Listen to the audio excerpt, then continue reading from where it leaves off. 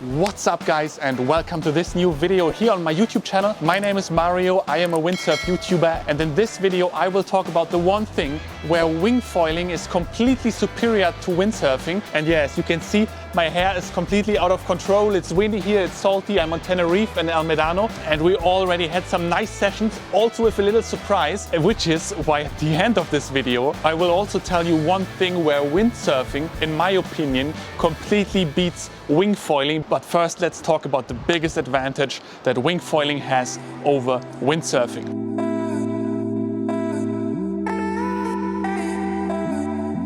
So to explain this, I want to give you a little background story. Last year, I also went to Tenerife to visit my family that is doing some of their annual holidays here. And I was thinking of what to do, what gear should I bring to Tenerife, windsurfing, wingfoiling. There are lots of choices, especially if you're running a surf shop. So yeah, in the end, I decided to bring everything together with my van that after this trip broke down, by the way. So I had everything here, and every day I basically had to make the choice, okay, do I go windsurfing or wingfoiling? And last year we had some messy conditions here. So the wind was very gusty, since it's very nice to be on the foil when it's gusty. Also with the waves and the chop and so on, I went wingfoiling a lot last year. And the few windsurf sessions that we had, of course, were also super fun. Long story short, it was super nice that I had the choice to do whatever I wanted every single day. Now this year, and now we come to the point, it's a little bit different because I didn't plan to go to Tenerife for 2 weeks. I only planned to come for 4 days. And of course, you know, I needed to get on the water. And I was thinking, okay, what do?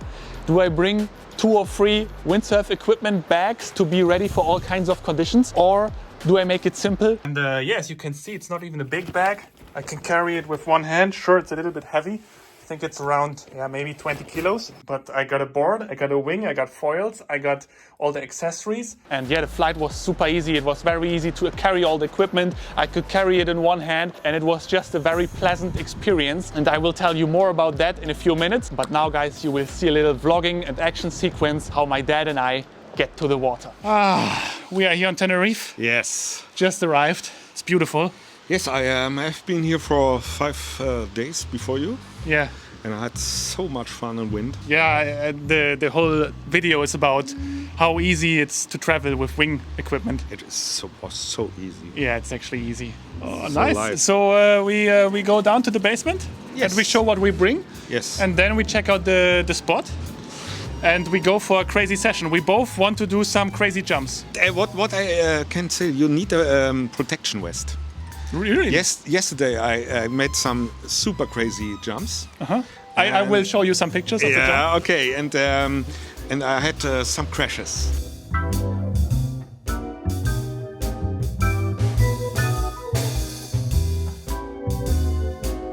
So guys, this is where we all are living basically, no? Yes. It's pretty nice. It's fantastic. You turn around, boom, there is the spot. Where? There. What for me, I have to say, is the best thing about wingfoiling is the simplicity. Yes. I have one board and that's it. We can see now the difference in the storage. Yeah. It's all my Vario stuff, and you can hang the wings here. You have such much equipment. This is from one person, I guess. It's one person. It's such crazy. And he has back problems all the day. And this is really nice if you come with the van. But if you don't come with the van and you don't want to train, you can also simply do this. Let me show you real quick what I brought. Brought some front wings here. And then I have my wetsuit. I only brought one wing. It's my 4 square meter Vario Aura. And now we can see whether the equipment broke during transportation. No, it looks good. No. Hey, you have 4 screws. I have 4 screws. I run with 3 screws. My father's always missing one screw. No. This is incredible because you can have so much fun with just one set. Of course, it's not windsurfing, but yeah, it's nice.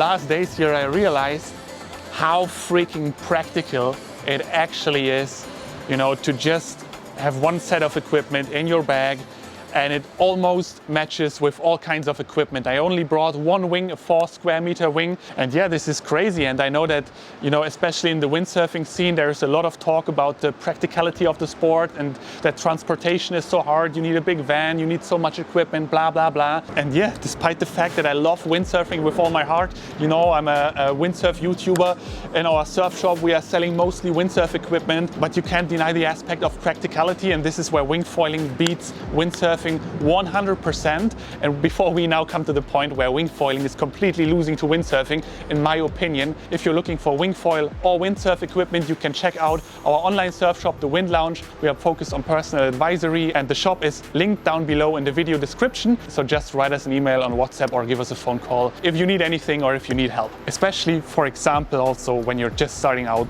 with wingfoiling. And now, guys, comes the part where I'll probably lose a couple of my dear wingfoil viewers that are hyped because they feel like their sport is winning against good old windsurfing.